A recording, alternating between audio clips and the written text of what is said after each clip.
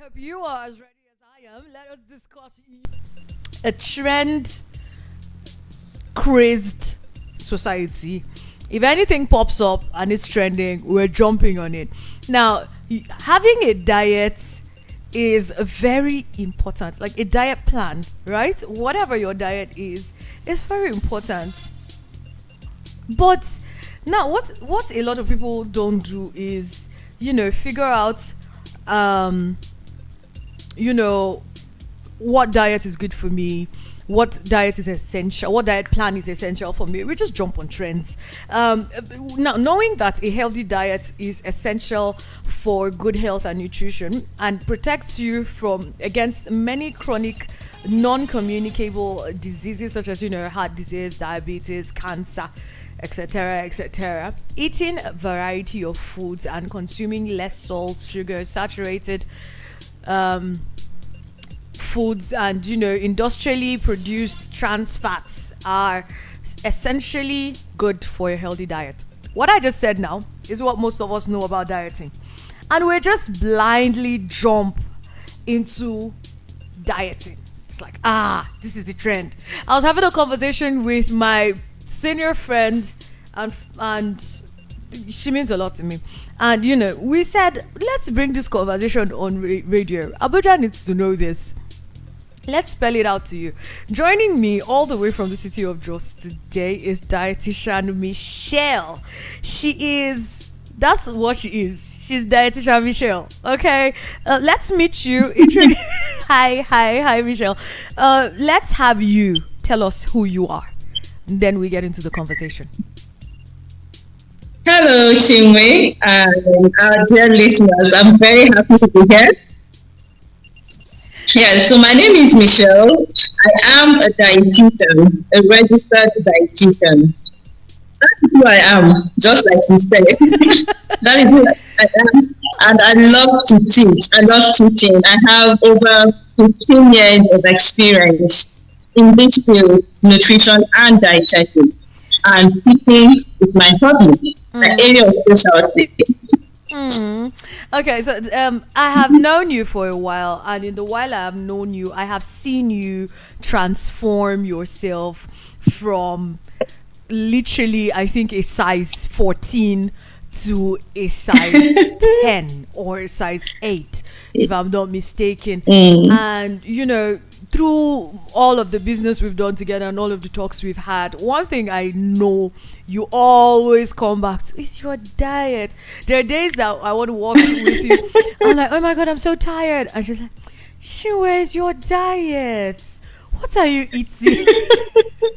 So let's talk a little bit about the importance of what we eat. Mm, that is very important. That is key. I've heard some people say something very wise, and they say the belly is not a show glass. Our tummy is not a show glass. It doesn't say what we eat. It doesn't show what we eat. But even though our tummy is not a show glass, our health tells. Our skin, how healthy is your skin, your hair, your nails. In fact, even your mental ability, all these are affected by what we eat. So diet is important, all angle, all aspects in everything that we do. Sometimes they say, tell me your friend and I will tell you who you are. Yes, show me what you're eating now, and I can even predict how healthy you're going to be in the future. So diet is key. And there is this thing, just like you said, we jump on trends. Is this that is raining, is intermittent fasting, is keto diet, is fruit fast, and we all start jumping from one thing to another. That can be very detrimental to our health. It's important that we are well informed about what we should eat, how much we should eat, and when to eat in order to live healthy. If you're able to summarize just these three things, you're already on your way to living a healthy life. What you should eat, how much to eat, and when to eat. Okay then. So let's talk about, you mentioned the trends. I don't want to go there yet. I don't want to go into it's Okay. really hilarious. But let's talk about the key nutrients and components that a balanced diet should have. Hmm. Oh yeah, so the basic sources of nutrients for one to obtain whenever he or she eats in order to be eating a balanced diet. That is very simple. What I tell people sometimes when I meet with clients, they would want me to say something that doesn't exist. They want a kind of special food that falls down from heaven before they would consider it a healthy diet or adequate diet or balanced diet. But no, that is not what it is. What do you have? What do you want to eat? If it's food that is natural, then it's healthy. If that food is whole, meaning that it's not refined, the fiber, the vitamins, the minerals have not been ripped off during processing, then that is good. So first thing is eat something whole, eat something natural, then balance it. How do you balance it? Now we have two nutrients. We differentiate our nutrients into under two categories: the macronutrients and the micronutrients. The macronutrients now are the carbohydrate, fat, and protein. That one, I can tell you, we obtain, we get it. For instance, when you eat a plate of rice and beans with meat, you have gotten carbohydrate, fat, and protein. So, but do you know where we get it wrong most times? We don't get the micronutrients. The micronutrients, that is now the vitamins and the minerals. So how do you now balance your food? Adding the sources of those micronutrients. So when you have a plate of rice and beans and your meat, then you should have something like a banana or cucumber or salad. Once you have that, it's balanced. Then for a child who is still growing, a cup of yogurt, a cup of milk, that can now go with the food. That is how to balance your food. So when you have food from all the food groups, when you have your meals from all the food groups, that is what a balanced diet is all about. That is when we say, oh, that is adequate. You're eating adequately. You're obtaining your nutrient needs for the day. So when you want to eat, rethink your food. Think again, what will I get from this food? Is it just carbohydrate, fat, and protein?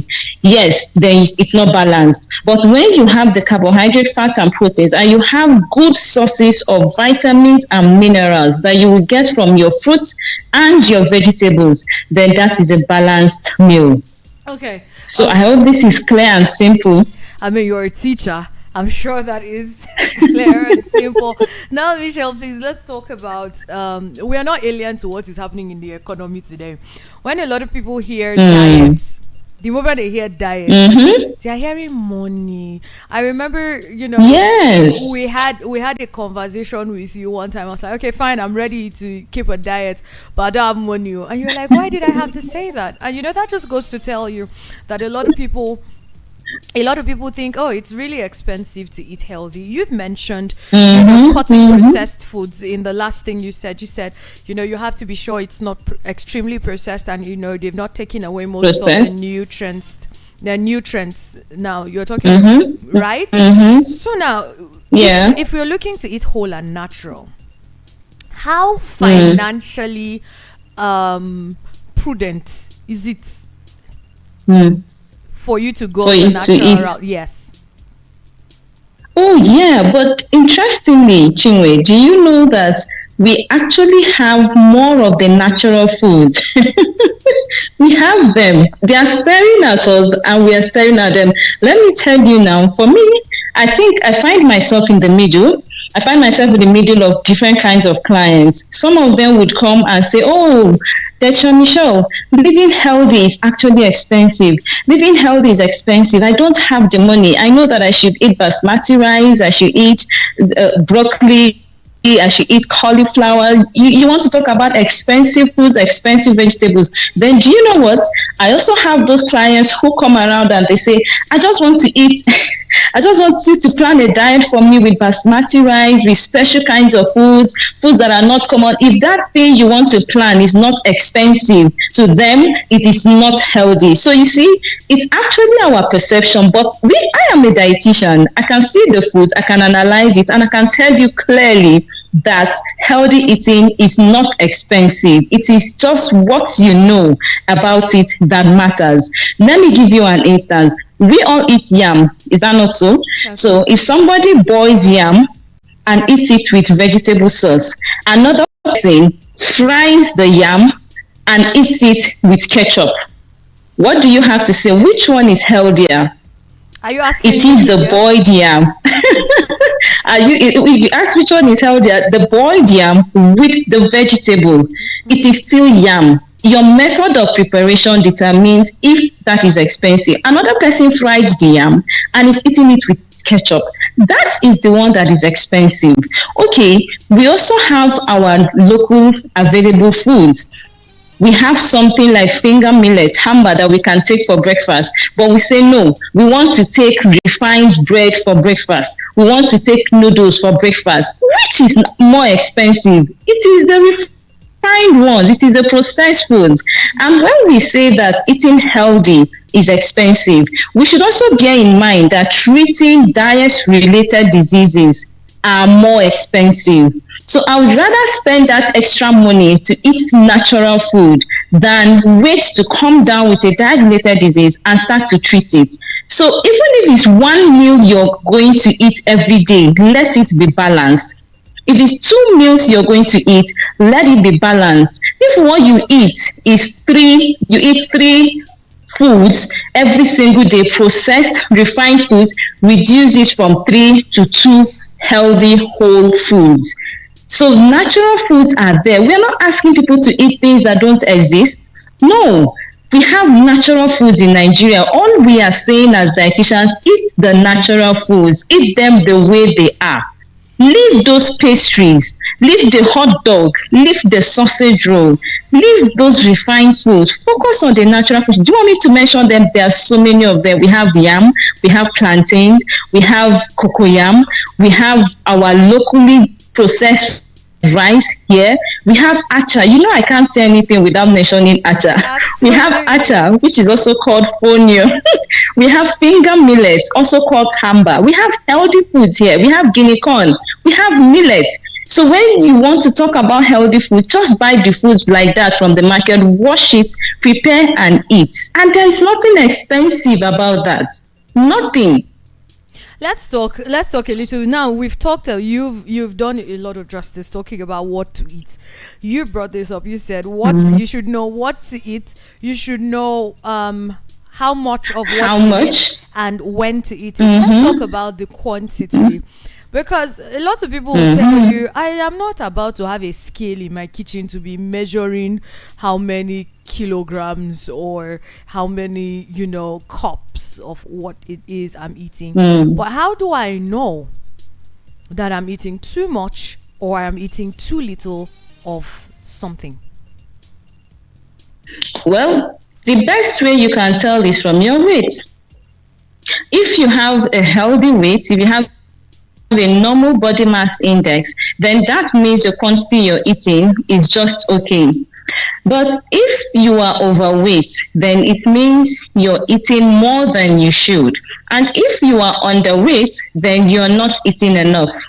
So this is it. For those who say, I don't want to start measuring my food, I don't want to quantify my food, I tell them it's all right, no problem. But there is something you need to know. If you can burn it, then you can eat it. Simple. So if you want to consume 3,000 calories, then ensure you burn it. Use it up. Be active. Don't eat 3,000 calories, then drive to work. Don't eat 3,000 calories. When you get to work, you're seated. Don't consume 3,000 calories. You drive back home from work. No form of exercise, you're not using it, you're not burning it, it's going to turn to disease, it's going to turn to a form of sickness. So if you want to consume 3,000 calories, then you should be as hardworking as what kind of job opportunity? Okay, yeah, our like laborers, people are the people who can consume that much and they will burn it. They don't even have to exercise, they don't have to go to the gym, they will burn it, they will use it. Because their job description requires a lot of physical activity. So you see, if you know what you can burn, that is what you should eat. If you know you are not very active, then your food intake should be about 1,500 calories. How do you So count what these I tell calories? people is Okay. eat what you can burn. Okay. Keep going. Sorry, I interrupted you with that question. I'll Yes. just wait. Yeah, so eat what you can burn. That's just the principle here.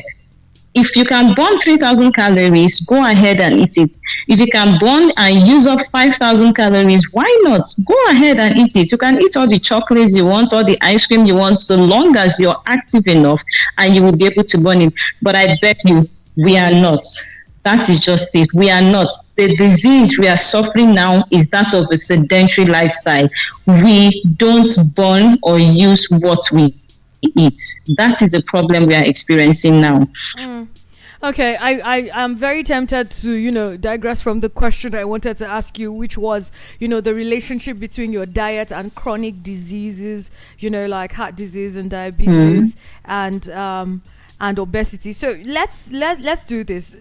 I have asked the question, apparently. How do you, so let's do this. Maybe you tell us, how can you count your calories? A lot of Nigerians on the street don't even know what that is. To know that these are the calories that I have eaten. So these are the calories I have to burn, and these are the ones I have to not burn. Right? It sounds like a lot of mathematics that we don't see. And then after doing that, let's relate it to the relationship between your diet and chronic diseases like obesity and diabetes. Yes, calorie count is a skill. Something dietitians learned from school, how to estimate the calories in food. Now, there are thousands, there are too many foods that are in existence. So it's not possible for one to put that up in the head and say, oh, I know all the calories in all the foods in the world. No. So, but do you know what dietitians do? We have a method, we have a simple, easy way of estimating calories in food, which is by grouping the food under different categories. So when you mention a food, even if it's a food that I don't know, all I need is for you to classify it. Is that food close to a starchy food? Is it close to grain and cereals? Once you classify that, then I will be able to estimate the calorie in it. For instance, starchy grain group is one category, and one serving of food in that category is going to give us 80 calories, about 80 calories. So what is a serving? That is the next question I would ask. A serving, for instance, is half cup of cooked rice, and that half cup of cooked rice is equivalent to a slice of bread. That one slice of bread is also equivalent to half cup of cooked beans. So that will now give us 80 calories. So I know that calorie counting is still something that looks or sounds like a mystery in Nigeria. So I have even decided that I will start teaching about how to count calories. That is what I intend to do by July, and start teaching on my social media handles how people can estimate the calories in their foods, because it's a lot. It's if you just get the basic principle on how to estimate it. Now we are calling it estimation because the best way for you to know the calories in food is by taking it for food analysis, taking it to the lab, and they will tell you the exact calorie. It contains 75.6 calories. No, but since we cannot do that, taking all our foods to the lab, the best is to use what we call food exchange list. So that is what we use in estimating calories. You categorize it, then you now estimate the calories in it. So I don't want to confuse those listening, but yes, you can estimate the calories in your food, and simply by categorizing under a food group. Then as regards our health, what we eat has a relationship with our health. There's a direct, sometimes indirect relationship between what we eat and our health. For instance, somebody who has a family history of obesity, like you rightly said that you have seen me drop from a size 14 to size 10. And yes, I have done that like 5 times now, Chinwe. I have been able to drop. I have a family history of obesity. It runs in my family. My grandparents were obese. My parents are still overweight. And if I decide to eat everything the way I want to eat it, I will be 3 times my size. So can you see how food can actually affect how we feel, how we look, and even our health? So knowing that I have a family history of obesity, what do I I do? I constrain myself, I restrain myself, I discipline myself. I know what I should be eating, mainly natural foods. I know how much food I should eat. Usually, I don't go beyond 1,500 calories. Then I should be active, find ways of burning those food, because I know I have a family history of obesity. I shouldn't eat what my friends are eating. I should not eat as much as my neighbor eats, because I know my genes, I know what I am predisposed to, and I should take care of myself. Then for someone who has a family history of diabetes, then they take soft drinks. They can take two bottles in a day, regardless of the fact that they have family history of diabetes. What are they doing? They are just inviting it to show up.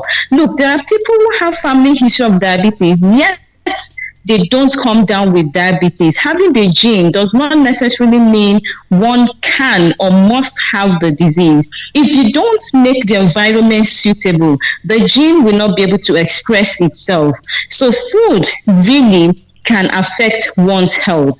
So if you know your family history, then you should be careful with the kinds of foods you eat. For somebody who has a family history of hypertension or heart disease, they should stay away from fried foods. Even if they will eat fried food, it should be occasionally, just so that they don't make the environment very conducive for those diseases to show up and express itself. So that is just the main thing. There is a direct relationship with the food, between the food we eat and our health. Wow, that's well spoken, very well spoken, Michelle. Now let's talk. We have about 5 minutes to wrap this up. So, and let's talk about trends. Everybody is jumping on diet trends. The current diet trend now is juicing.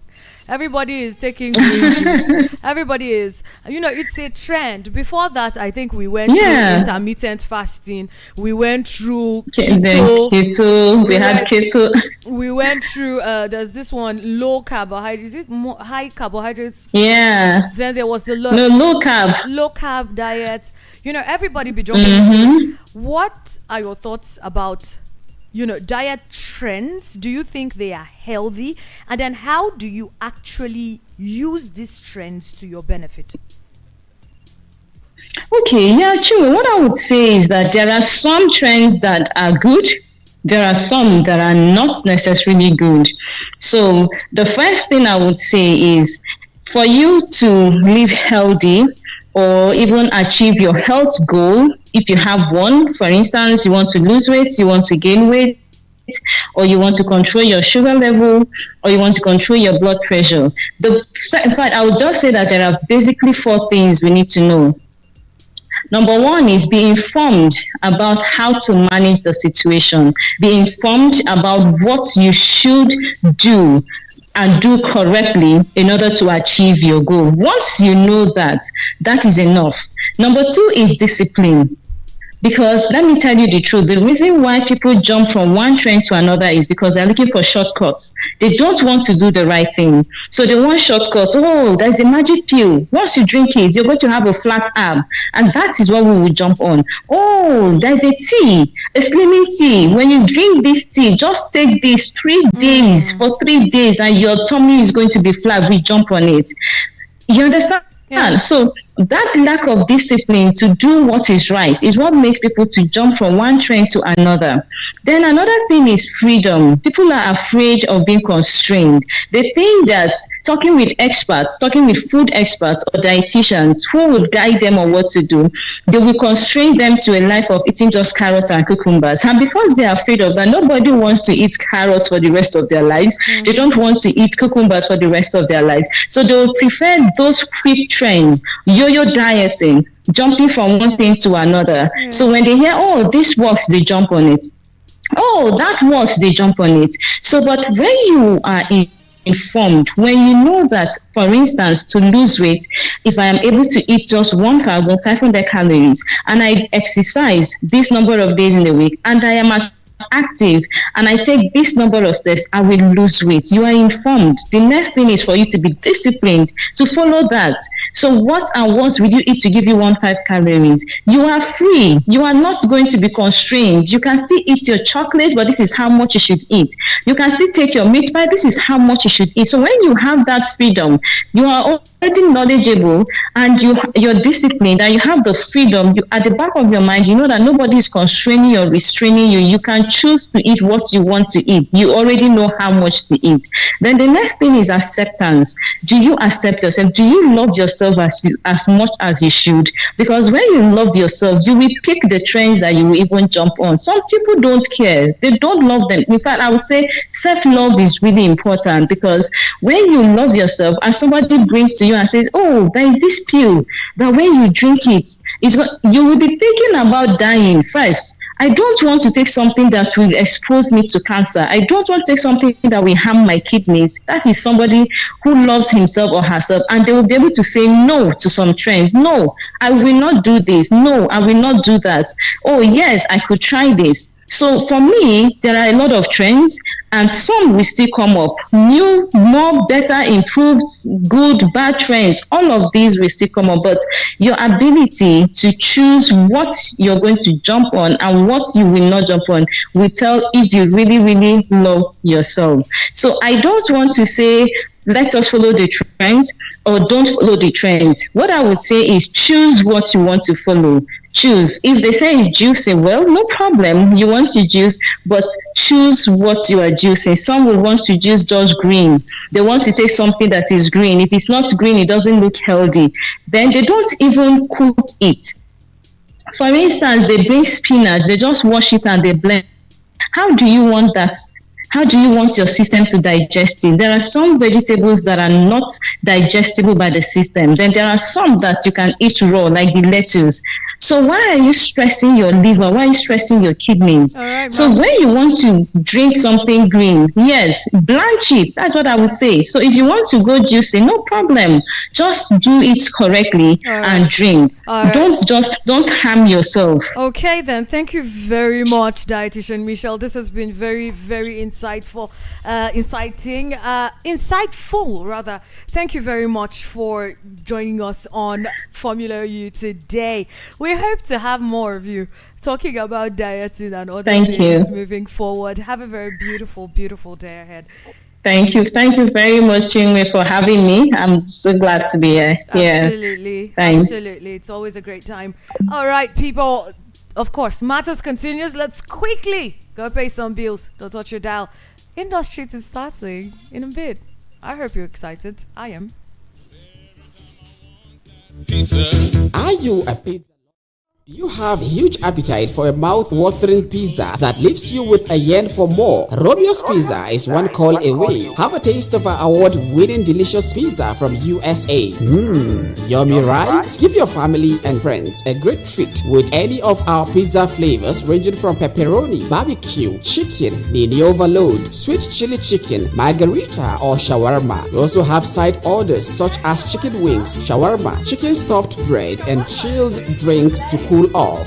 Visit us today at number 4 Ogbomoso Street, Area 8, Garki, Abuja, or 3rd Avenue, Gwarimpa, Abuja, and Federal Housing Estate, Phase 2, Lugbe, Abuja. Call us on 0908-831-5906 or 0908-831-5908 or 0909-238-9861. You can follow us on Instagram and Twitter at romeospizza.ng or visit www.romeospizza.ng. Romeo's Pizza, the pizza champion.